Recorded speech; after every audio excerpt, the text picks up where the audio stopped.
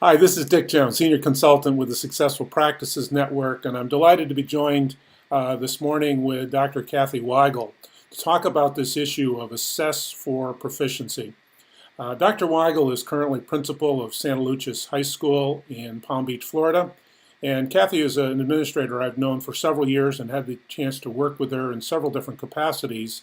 And one of the initiatives that she really convinced me over the years working with her staff was how important grading and assessment practices are in moving schools toward rigor and relevance. So I thought Kathy would be an excellent person to talk with today around this notion about assessing for proficiency.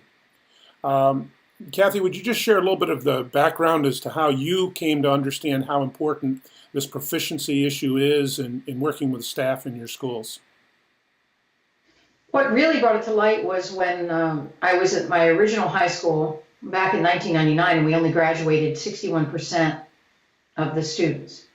And it started to have these hard conversations with staff. I was there for 12 years.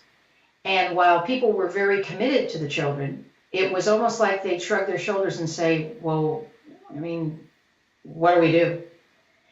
And when we started to pull teams of teachers together to say, well, why aren't our kids passing? Why aren't they graduating? In the end, we realized that it was just because that grading was a thing that was holding kids back. And that indeed, people were grading the way they were graded. And actually, teachers teach the way they were taught. How do you break that cycle?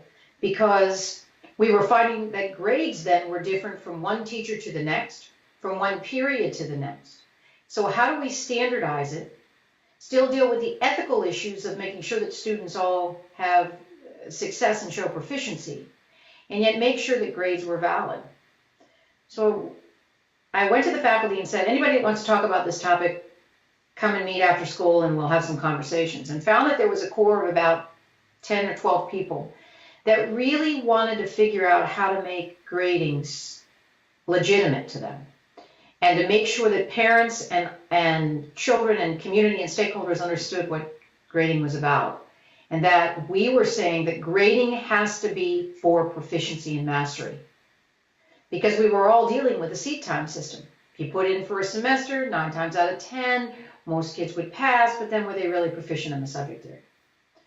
So we had these hard conversations and realized that in the end, when we started to use grading as a tool to show proficiency, we started with a 9th grade class who began in 2005. And when they graduated in 2009, 94% of the original 9th graders walked across the stage with a high school diploma. Because remember what I said, in 99, we only had 61%. We pushed it around a little bit after some conversation about grading and had about a 70% graduation rate, but that still wasn't enough. And who would have thought that then the federal government would step in the state, especially in the state of Florida, and now say, well, now we're even going to grade you on how you as schools and school systems, how many kids graduate. We just felt that there was an issue of what did we do with the 30% or the 39% that didn't get a high school diploma? They were destined to a life of poverty or crime. So how do we break out of that? Grading was the answer. So that really is a remarkable turnaround, and you credit grading as one of the key initiatives that made a difference. Absolutely. Absolutely. What was the tipping point where students or where staff really realized that this grading was something that needed to be fully embraced? We started to do an analysis of what constitutes a grade. What is a grade? I actually did a PowerPoint that morphed about 4 or 5 different times. It basically said, well, what's a grade? What constitutes a grade? And now start doing grade analysis. Not because I was standing over them as the administrator and beating them up about it. What are your grades? How come your kids aren't passing? But more like, okay, let's look at what makes up your grade. And if they're not being successful, what's holding them back? Well, our biggest issue was the conversation about homework. That we were finding that our kids were passing tests, but not doing homework. And that was either lowering their grade, or what it was doing was making it so that they weren't inevitably passing the class because they didn't do homework. How can that be valid? Now, that's not to say that you throw baby out with the bathwater and that homework isn't important, and that's a whole nother conversation. but actually grade analysis was very reflective and eye-opening to those people. We also sort of redefined what our school looked like and did a ninth grade academy, which looked much like a middle school, 4 core teachers plus a reading teacher with the same 125 kids that moved within the day or two with the same teachers. And they actually had real conscious conversations about what each student needs. Much like you have an IEP for our special needs students, we had an EP, an educational plan, for every student. And it was very interesting to see what the needs were and how diverse the needs were. And when teachers started having those conversations, it actually made a direct impact on how they graded.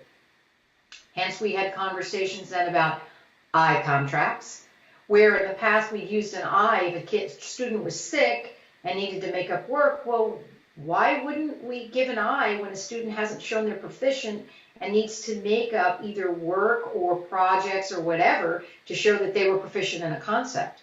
And that actually came from the teachers. And it's interesting when the teachers have the aha moments, and it's not top down, but rather not bottom up, but from the grassroots and foundation up, we found that there was a huge difference in how we graded, what we graded, how we determined proficiency, and what was important.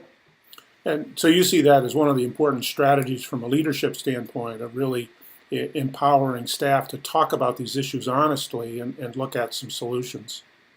Yes, and it has to be where it's a non-punitive setting.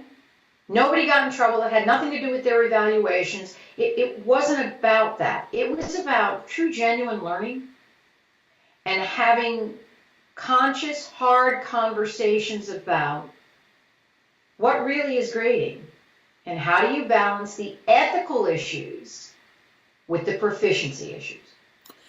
Last question, just to, you've talked about a number of strategies to try and introduce this. What other suggestions do you have for either school leaders or teachers trying to do a better job of assessing for proficiency? I'd say that if you're working on your own, dabble in other ways to show proficiency.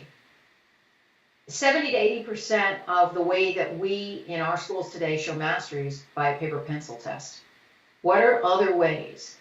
We opened up a program this year for our ELL students, our English language learner students, that's totally project-based. And we found that our students are learning at a much greater rapid rate. And when we do the standardized testing that our district requires, that they're scoring much higher than they ever have in the past. And we contend it's because our kids are doing more hands-on work. If you listen to the work of Linda Jordan, she'll talk to you about how the children that we're serving today, they process information much differently than people that I did, or like people that are, say, 30 and older. So how do we make our grading go along with now how the body functions? Look into that. Find out about that kind of information.